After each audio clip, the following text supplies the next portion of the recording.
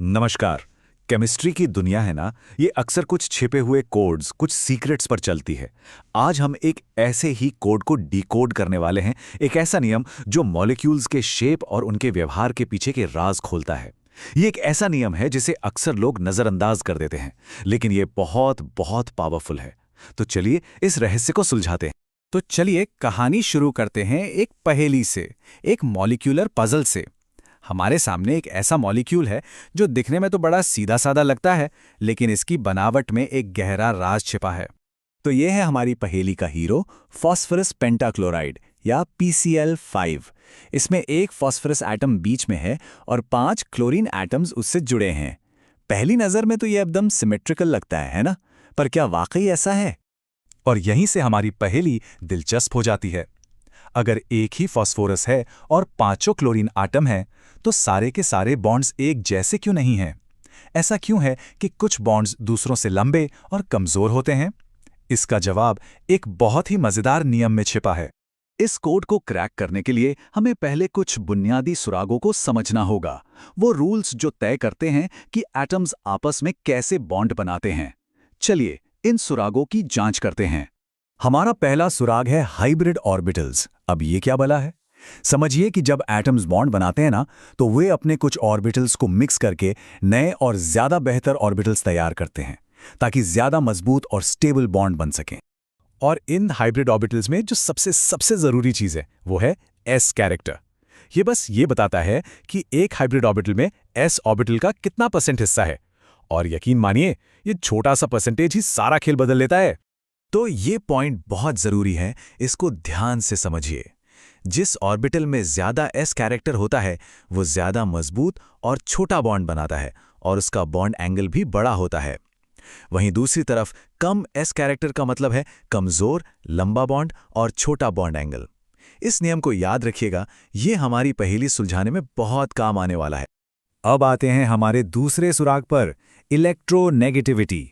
सीधे साधे शब्दों में कहें तो ये किसी एटम की इलेक्ट्रॉन्स को अपनी तरफ खींचने की ताकत है।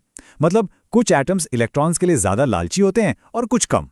तो अब हमारे पास दो सुराग हैं, एस कैरेक्टर और इलेक्ट्रोनेगेटिविटी। अब हम उस नियम को समझने के लिए तैयार हैं जो इन दोनों को एक साथ जोड़कर हमारी पहेली को सुलझाएगा। और ये है बेंट का नियम। ये क्या कहता है? ये कहता है कि जो एटम या ग्रुप ज्यादा इलेक्ट्रोनेगेटिव होता है, यानी ज्यादा लालची होता है, वो सेंट्रल एटम के उन हाइब्रिड ऑर्बिटल्स को चुनता है जिनमें एस कैरेक्टर कम होता है। है ना सिंपल, लेकिन बहुत पावरफुल आइडिया। चलिए अब जब हम नियम जान गए हैं तो इसे एक्शन में देखते हैं। अपनी पहेलियों को सुलझाने के लिए इसका इस्तेमाल करते हैं। तो चलिए PCl5 पर वापस चलते हैं।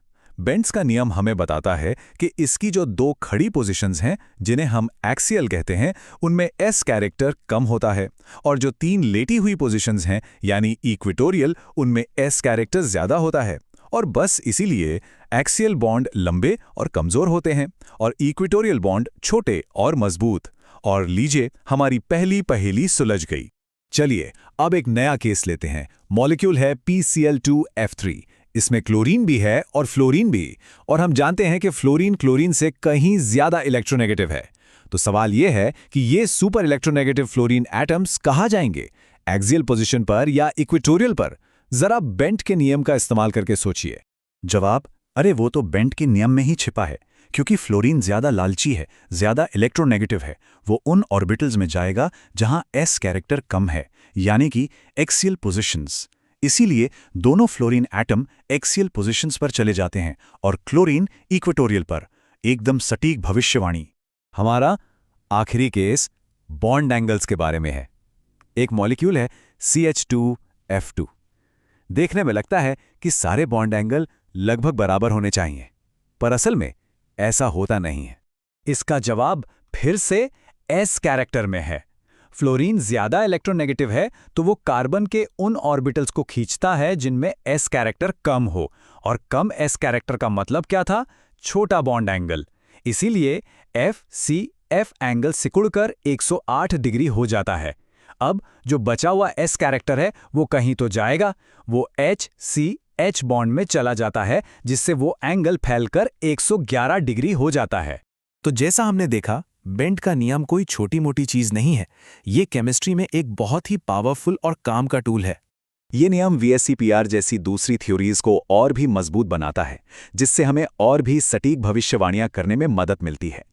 ये भी समझाता है कि क्यों लोन पेयर्स यानी इलेक्ट्रॉन्स के वो जोड़े जो बॉन्ड नहीं बनाते हैं, ज्यादा एस कैरेक्टर वाली जगहों पर रहना पसंद करते हैं, ताकि उन्हें फैलने के लिए ज्यादा जगह मिले। कुल मिलाकर ये हमें मॉलिक्यूल्स की बनावट और उनके बर्ताव की एक गहरी समझ देता है। तो आखिर में ये सवाल तो बनता है, अगर ऑर्बिटल कैरेक्टर के बारे में एक इतना सरल सा नियम किसी मॉलिक्यूल का पूरा शेप बता सकता है, तो सोचिए हमारे चारों ओर की इस दुनिया को चलाने वाले और कितने ऐसे ही छिपे हुए कोड्स होंगे जो बस अपने खोजे जाने का इंतजार कर रहे हैं।